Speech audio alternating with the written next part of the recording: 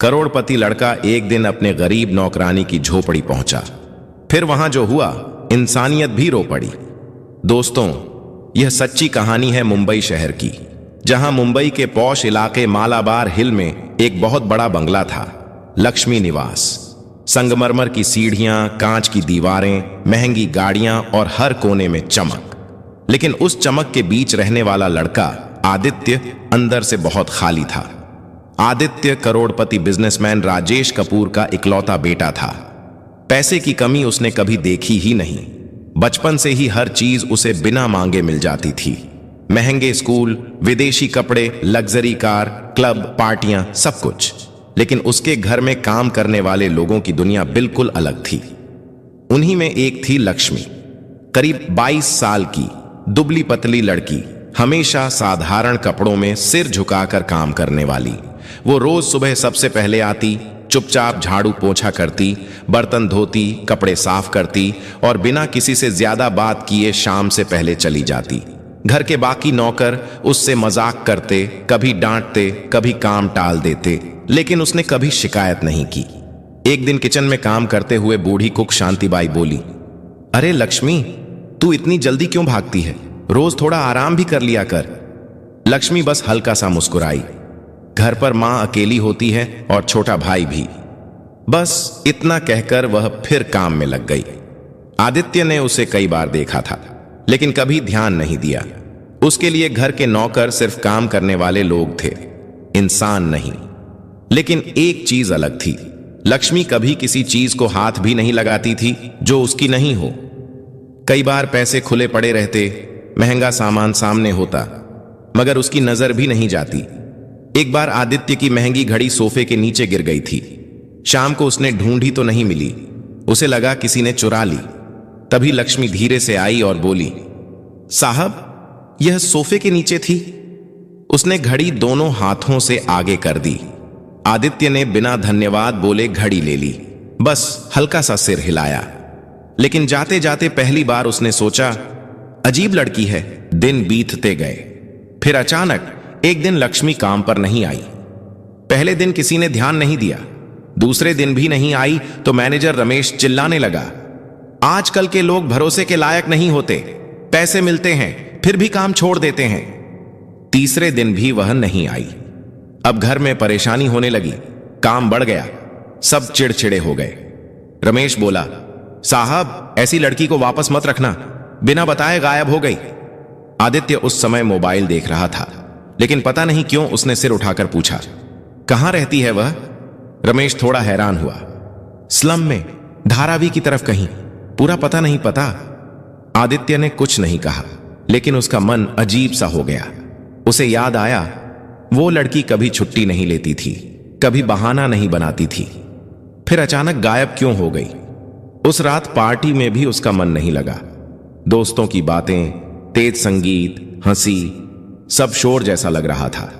घर लौटकर वह बालकनी में खड़ा शहर की लाइट्स देख रहा था। नीचे सड़क पर कुछ मजदूर रात में भी काम कर रहे थे।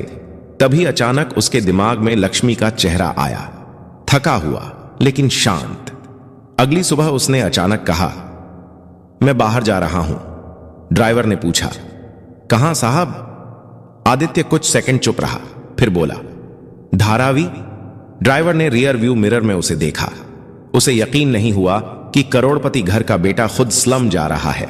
जैसे जैसे कार उस इलाके की तरफ बढ़ी, सड़कों की चौड़ाई कम होती गई, चमक गायब होती गई और बदबू, भीड़ और टूटे घर दिखने लगे। आदित्य पहली बार इस दुनिया में आया था। कार अंदर नहीं जा सकती थी, इसलिए उसे पैदल जाना पड़ा। चारों तरफ संकरी गलियां, गंदा पानी, टीन की छतें, नंगे पांव बच्चे, बीमार बूढ़े, यह सब उसके लिए किसी दूसरी दुनिया जैसा था। उसने कई लोगों से पूछा, यहां लक्ष्मी रहती है? काम करती है बड़े घर में? एक बूढ़ी औरत ने उसे ऊपर से नीचे तक देखा, फिर उंगली से एक तंग गली की तरफ इशारा किया। आखिरी में जो टूटी झोपड़ी है वही। आदित्य धीरे धीरे उस तरफ बढ़ा। हर कदम के साथ उसका दिल तेज धड़क रहा था, जैसे वह किसी अनजाने डर की तरफ जा रहा हो। गली के आखिर में सचमुच एक बेहद जर्जर झोपड़ी थी। टीन की छत आधी टूटी हुई, दरवाजा कपड़े का, बाहर मिट्टी में पड़ा एक पुराना बर्तन अंदर से खांसी की आवाज आ रही थी, बहुत कमजोर, दर्द भरी। आदित्य कुछ पल वहीं खड़ा रहा। उसे समझ नहीं आ रहा था कि दरवाजा हटाए या वापस लौट जाए, लेकिन अगले ही पल अंदर से एक धीमी सी आवाज आई, पानी, कोई पानी दे दो। उसका दिल जैसे कस गया। उसने कांपते हाथों से कपड़े का पर्दा हटाया और जैसे ही अंदर कदम रखा, जो दृश्य उसने देखा, उसे देखकर उसके पैरों तले जमीन खिसक गई। झोपड़ी के अंदर घोर अंधेरा था। बस एक कोने में टूटी खिड़की से आती हल्की रोशनी सब कुछ दिखाने के लिए काफी थी। जमीन पर एक पुराना गद्दा बिछा था, जिस पर एक बूढ़ी औरत कंकाल जैसी हालत में पड़ी खांस रही थी। उसके होंठ सूख कर सफेद हो चुके थे, आंखें अंदर धंस गई थीं और शरीर इतना कमजोर था कि जैसे हड्डियों पर सिर्फ चमड़ी रह गई हो।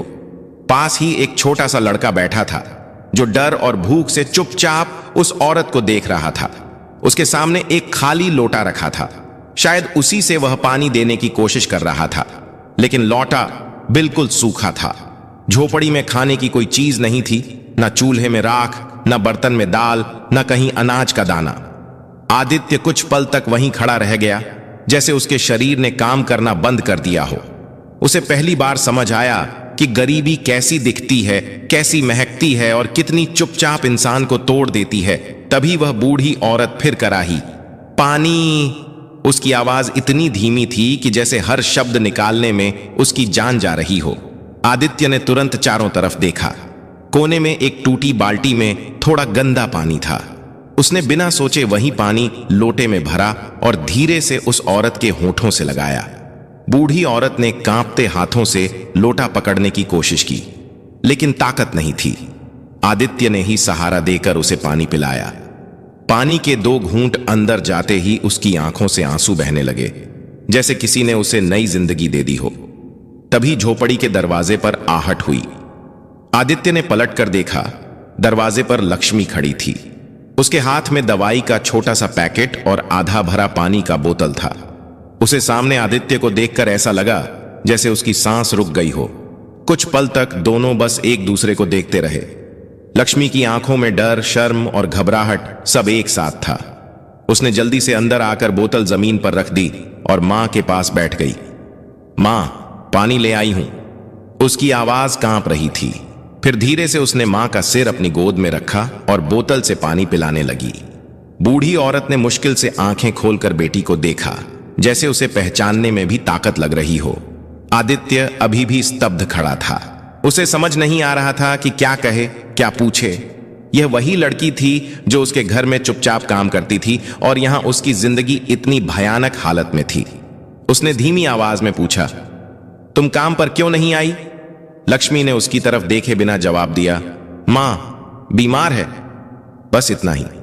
उसके शब्द छोटे थे, लेकिन उनमें इतना दर्द था कि आदित्य के पास आगे कुछ पूछने की हिम्मत नहीं बची। तभी छोटा लड़का धीरे से बोला, दीदी, भूख लगी है। उसकी आवाज इतनी मासूम और कमजोर थी कि सुनते ही आदित्य के सीने में कुछ टूट सा गया। लक्ष्मी ने तुरंत उसका सिर सहलाया, बस अभी कुछ लाती हूं। लेकिन वह जानती थी कि झोपड़ी में कुछ भी नहीं है। आदित्य ने चारों तरफ फिर देखा। सचमुच खाने की एक भी चीज नहीं थी। उसे याद आया कि वह घर से निकलते समय बस फोन और वॉलेट लेकर आया था। उसने जेब से पैसे निकालकर लक्ष्मी की तरफ बढ़ाए। ये रखो, खाना ले आओ। लक्ष्मी ने तुरंत हाथ पीछे कर लिए, जैसे पैसे छूना भी गलत हो। नहीं साहब, मैं संभाल लूंगी। उसकी आवाज में विनम्रता थी, लेकिन स्वाभिमान भी उतना ही मजबूत था। आदित्य को पहली बार समझ आया कि गरीबी इंसान को छोटा नहीं बनाती, हालात बनाते हैं। उसने थोड़ा सख्त होकर कहा, यह मदद नहीं है, अभी जरूरत है। लक्ष्मी ने कुछ नहीं कहा। उसकी आंखों में आंसू भर आए, लेकिन उसने पैसे फिर भी नहीं लिए। तभी बूढ़ी औरत ने कमजोर आवाज में कहा, ले ले बेटा, बच्चे भूखे हैं। यह सुनते ही लक्ष्मी टूट गई।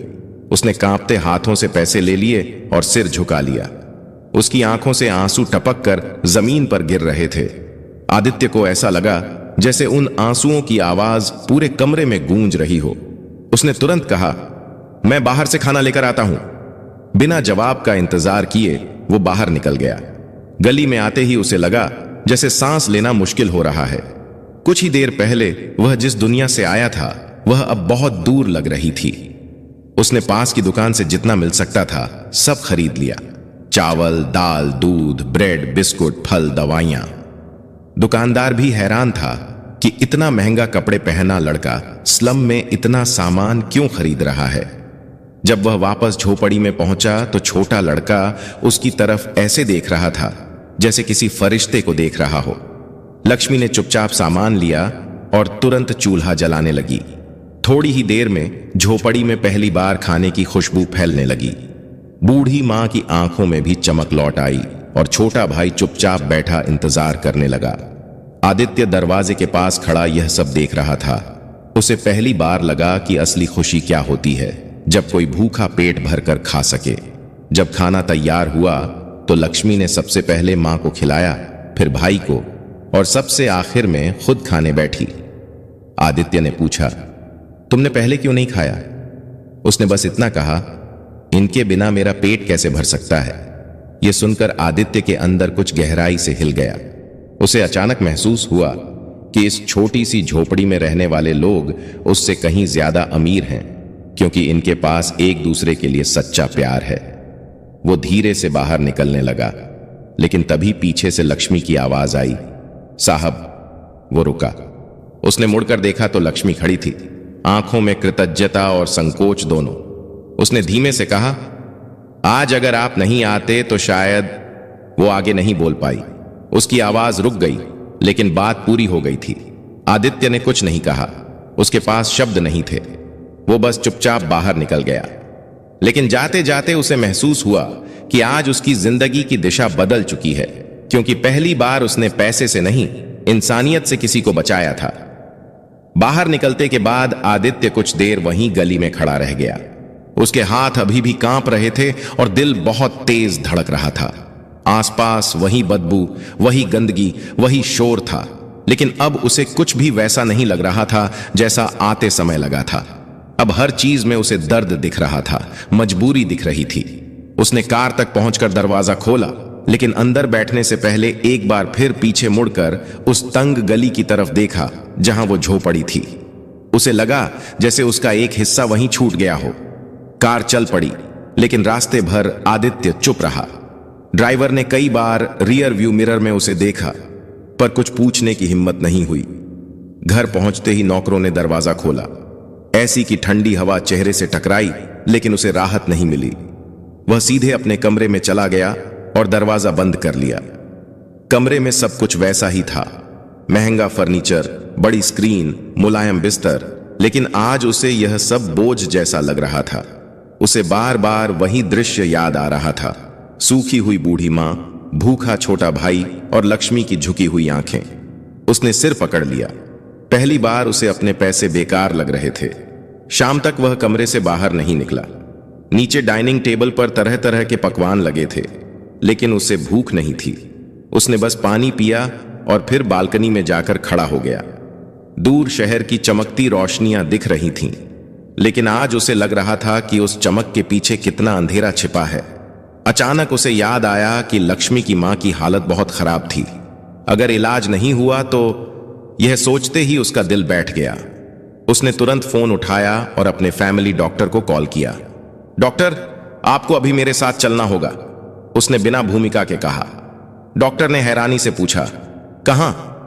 आदित्य ने बस इतना कहा, किसी की जान बचानी है। कुछ ही देर में कार फिर उसी दिशा में दौड़ रही थी। डॉक्टर को अभी भी समझ नहीं आ रहा था कि क्या हो रहा है। जब कार स्लम के पास रुकी तो डॉक्टर चौंक गया। यहां? आदित्य ने सिर हिलाया और जल्दी से उतरकर आगे बढ़ गया। इस बार उसके कदम पहले से तेज थे, जैसे उसे डर हो कि कहीं देर ना हो जाए। झोपड़ी के पास पहुंचते ही उसे अंदर से हल्की सिसकियों की आवाज सुनाई दी। उसका दिल जोर से धड़का। उसने बिना रुके पर्दा हटाया और अंदर चला गया। अंदर वही दृश्य था, लेकिन और भी भारी। लक्ष्मी मां के पास बैठी रो रही थी और छोटा भाई चुपचाप कोने में बैठा था। बूढ़ी मां की सांसें बहुत तेज चल रही थीं, जैसे हर सांस आखिरी हो सकती हो। आदित्य ने तुरंत डॉक्टर को अंदर बुलाया। डॉक्टर ने बिना समय गंवाए उनकी नब्ज देखी, आंखें चेक की, फिर बैग से इंजेक्शन निकाला।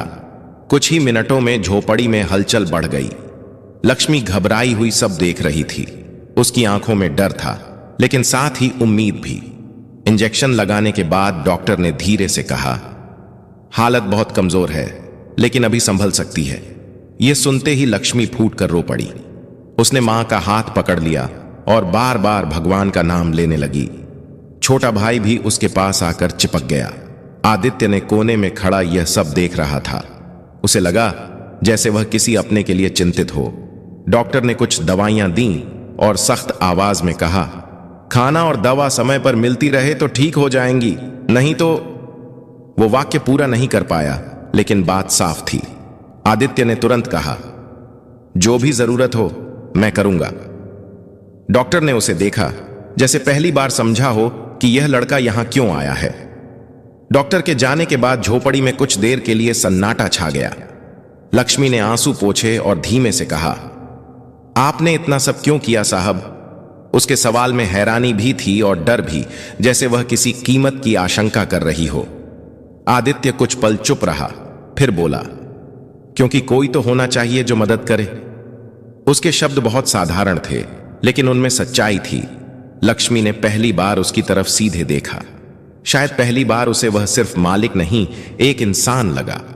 रात होने लगी थी। झोपड़ी के बाहर अंधेरा घिर आया था, लेकिन अंदर एक छोटी सी उम्मीद जल उठी थी। आदित्य जाने लगा तो छोटा भाई धीरे से उसके पास आया और उसका हाथ पकड़ लिया। उसकी आंखों में मासूमियत थी। उसने बहुत धीमी आवाज में कहा, भैया कल भी आओगे? यह सुनते ही आदित्य का गला भर आया। उसे लगा जैसे किसी ने उसे अपना मान लिया हो। उसने हल्का सा सिर हिलाया, हां आऊंगा। बच्चे के चेहरे पर पहली बार मुस्कान आई। आदित्य बाहर निकल गया, लेकिन इस बार उसके कदम हल्के थे। उसे लगा जैसे वह खाली हाथ नहीं जा रहा, बल्कि कुछ अनमोल लेकर जा रहा है। कार में बैठते ही उसने आंखें बंद कर लीं। आज पहली बार उसे महसूस हुआ कि जिंदगी का मतलब सिर्फ खुद के लिए जीना नहीं होता। कभी कभी किसी अजनबी के लिए रुक जाना ही इंसान होने की असली पहचान है। उसे नहीं पता था कि यह फैसला आगे उसकी पूरी दुनिया बदल देगा। अगले दिन सुबह आदित्य बहुत जल्दी उठ गया। रात भर उसे नींद नहीं आई थी। बार बार वही झोपड़ी, वही बीमार मां और उस बच्चे की आवाज उसके कानों में गूंजती रही। भैया कल भी आओगे? वो बिना कुछ खाए तैयार हुआ और ड्राइवर से बोला, सीधे बाजार चलो। रास्ते भर वह चुप रहा, बस यही सोचता रहा कि आज उन्हें भूखा नहीं रहना चाहिए। बाजार से उसने ढेर सारा सामान खरीदा, राशन, खल, दूध, दवाइयां, कंबल, यहां तक कि छोटा स्टोव भी। दुकानदार हैरान था, पर आदित्य ने सब कार में रखवाया और स्लम पहुंच गया। अब उसके कदमों में झिझक नहीं थी। गली के लोग उसे पहचानने लगे थे। कुछ बच्चे पीछे पीछे चलने लगे। वो झोपड़ी के सामने पहुंचा और आवाज दी, लक्ष्मी। अंदर से खांसी की आवाज आई। फिर लक्ष्मी बाहर आई। उसे देखकर वह चौंक गई। आंखों में थकान थी, पर डर कम था। आदित्य ने चुपचाप सामान अंदर रखवाना शुरू कर दिया। चावल, दूध, फल, दवाइयां। छोटा सा कमरा भर गया। लक्ष्मी बस देखती रही, जैसे यकीन ना हो। मां ने अंदर से पूछा, कौन आया है बेटा? लक्ष्मी बोली, वही साहब। मां की आंखों में आंसू आ गए। छोटा भाई खुशी से सामान छूने लगा। आदित्य ने उसके सिर पर हाथ रखा तो वह मुस्कुरा दिया, और वही मुस्कान आदित्य के दिल तक उतर गई। कुछ देर बाद लक्ष्मी ने धीमे से कहा, साहब इतना सब मत किया कीजिए, हम आदी नहीं हैं। आदित्य बोला, यह दान नहीं, जरूरत है। तभी उसकी नजर एक पुरानी फोटो पर पड़ी। उसने पूछा, यह कौन? लक्ष्मी बोली, पापा 2 साल पहले चले गए। आदित्य समझ गया कि उसी के जाने के बाद सब बिखर गया। तभी बाहर से लोगों की फुसफुसाहट आने लगी। कोई कह रहा था, लड़की ने बड़ा आदमी फंसा लिया। किसी ने हंसते हुए कुछ और कहा। यह बातें अंदर तक सुनाई दे रही थीं। लक्ष्मी का चेहरा झुक गया। उसने धीमे से कहा, आप अब मत आया कीजिए, लोग गलत बोल रहे हैं। उसके शब्द दर्द से भरे थे। आदित्य ने पहली बार महसूस किया कि समाज की नजर मदद से ज्यादा भारी होती है। उसने कहा, अगर मैं नहीं आऊंगा तो इलाज कैसे होगा? लक्ष्मी चुप रही। तभी मां बोली, लोग तो कुछ भी कहेंगे बेटा, भूखे को खाना देने वाला भगवान होता है। यह सुनते ही लक्ष्मी रो पड़ी। छोटा भाई आदित्य का हाथ पकड़कर बोला, भैया आप आना, हमें अच्छा लगता है। उस मासूम आवाज ने सब कुछ छोटा कर दिया। आदित्य ने गहरी सांस लेकर कहा, मैं आता रहूंगा, क्योंकि मैं खुद को रोक नहीं पा रहा। शायद यह सिर्फ दया नहीं, अपनापन था। लक्ष्मी ने पहली बार हल्की मुस्कान दी, जो आंसुओं से भीगी थी। शाम होने लगी। जाते समय मां ने आशीर्वाद दिया, खुश रहो बेटा। आदित्य ठिठक गया, क्योंकि पहली बार किसी ने उसे दिल से दुआ दी थी। वह बाहर निकला तो गली में खड़े लोग चुप हो गए। इस बार उसे किसी की परवाह नहीं थी। कार में बैठते ही उसे महसूस हुआ कि वह बदल चुका है। अब वह वही लापरवाह अमीर लड़का नहीं रहा। उसे नहीं पता था कि आगे क्या होगा, लेकिन इतना समझ गया था कि अब वह इस परिवार से खुद को अलग नहीं कर पाएगा। खैर दोस्तों, दिन बीतते गए और आदित्य का वहां आना उस झोपड़ी की जिंदगी का हिस्सा बन गया। अब वह सिर्फ सामान नहीं, अपना समय लेकर आता था।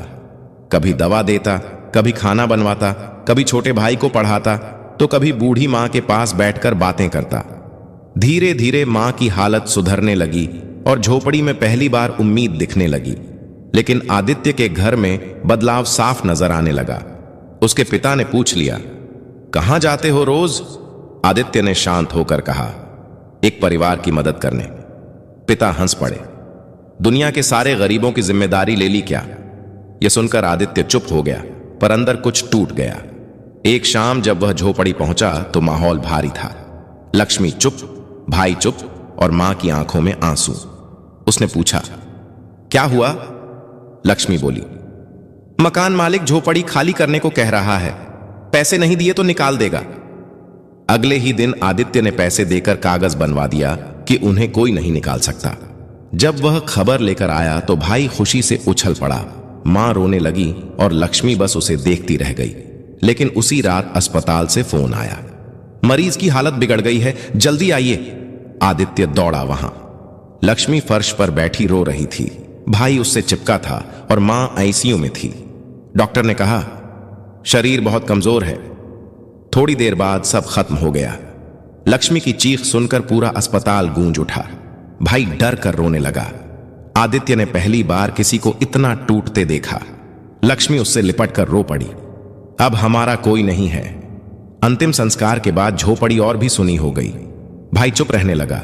लक्ष्मी की आंखों में आंसू भी सूख गए। एक दिन भाई ने धीमे से पूछा, भैया आप हमें छोड़कर तो नहीं जाओगे ना? आदित्य ने उसे गले लगा लिया, कभी नहीं। उसी पल उसे महसूस हुआ कि यह सिर्फ मदद नहीं, रिश्ता बन चुका है। उसने कहा, अगर चाहो तो तुम दोनों मेरे घर चल सकते हो, वहां पढ़ाई भी होगी और कोई परेशान नहीं करेगा। लक्ष्मी ने भाई की तरफ देखा, उसकी उम्मीद भरी आंखें देखीं और चुपचाप सिर हिला दिया। कुछ महीनों बाद वही लक्ष्मी निवास बदल चुका था। भाई स्कूल जाने लगा, लक्ष्मी घर संभालने लगी और आदित्य सच में खुश रहने लगा। एक दिन बालकनी से नीचे खेलते बच्चे को देखकर वह मुस्कुराया।